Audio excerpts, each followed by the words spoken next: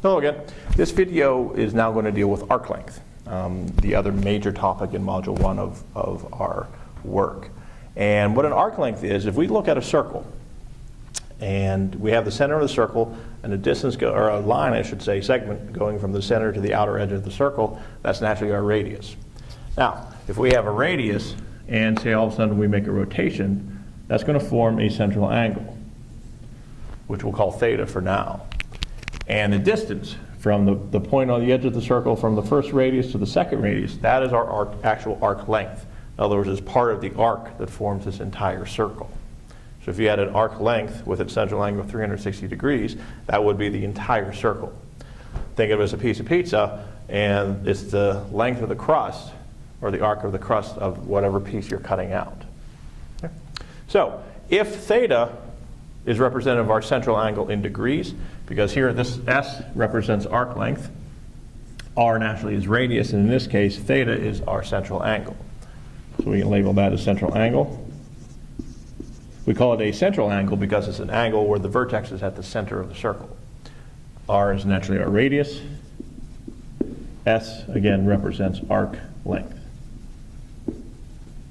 Now, again, we are going to be working in degrees more so than radians. So what I've done is I've formed a conversion from radians to degrees within this formula.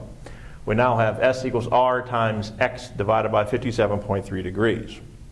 And where this 57.3 degrees comes from is that's how many degrees are in one radian. So this is a form of the equation that we're going to be using.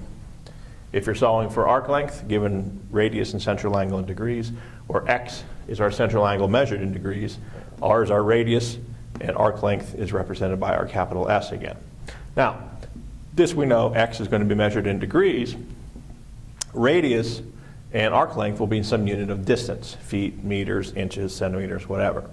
So those will help you to identify the problem, within the problem what it is.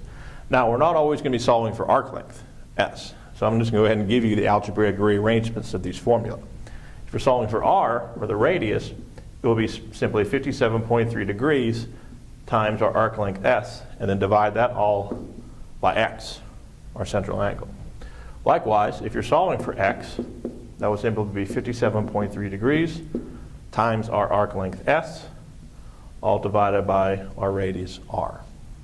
Now keep in mind, whenever you're doing this, particularly when you're solving for X, your arc length and your radius must both be in the same unit. For instance, if your arc length is in feet and your radius is in inches, feet and inches won't cancel out. They're two different units. So you have to convert either all to feet or all to inches in order for those to cancel out. Keep that in mind as we work through this. Now I put a couple examples here, and we're going to go through a few examples that you're going to see in your work, that you'll see in your exercises and in your quizzes as well. First one we're going to talk about is nautical mile. Nautical mile is what ships or planes use when basically traveling long distances, because they have to account for that curvature of the earth.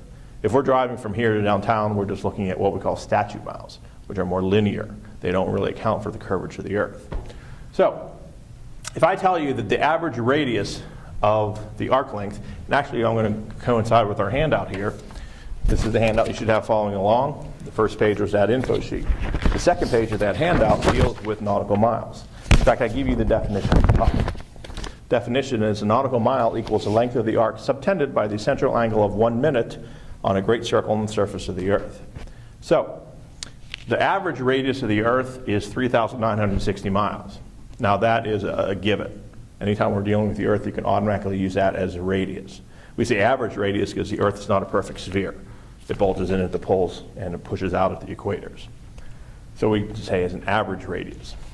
Now I'm saying arc length has a definition of 1 minute being the central angle.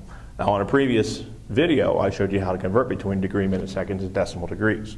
Remember, when you're doing this on a calculator, you'd have to type in 0 degrees, 1 minute, and it'll give you 0.017 degrees. So this is what we're going to use for our calculations.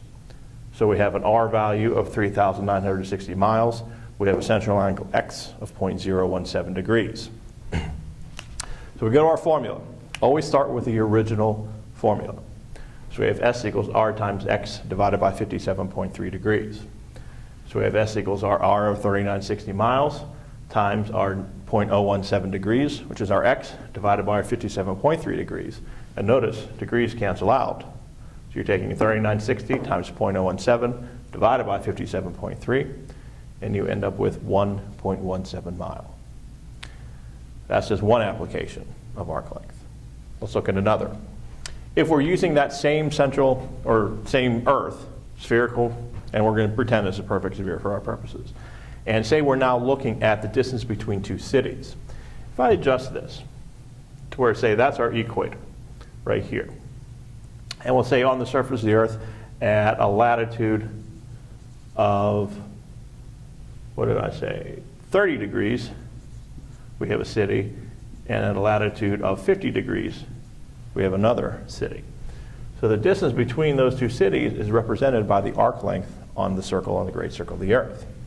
So what the question here is, if we look at number 2 on the handout, Winnipeg, Canada is approximately due north of Austin, Texas. I say approximately. If Austin is latitude 30 degrees north and Winnipeg is latitude 50 degrees north, so we have Winnipeg here at 50 degrees north, and we have Austin here at 30 degrees north. And latitudes, remember, run left to right like this. So that's what we're looking at. Longitudes run north-south. Latitudes runs east-west. So we're looking at the distance between those two cities. Again, that's arc length. So we have a radius of 3,960 miles. In order to get our central angle, you simply subtract the latitudes. That will give you that angle created. You're going from 0 to 30, then you're going from 0 to 50. The difference between those gives us the central angle, which in this case is 20 degrees. So we have a central angle x of 20 degrees. We have a radius of 3,960 miles. Start with our original formula. S equals r times x over 57.3 degrees. Plug in our 3,960 mile radius for r. X is 20 degrees divided by 57.3 degrees, which is part of the formula. You end up with 1,382.20 miles. That's an approximation, but that's an approximate distance between those two cities.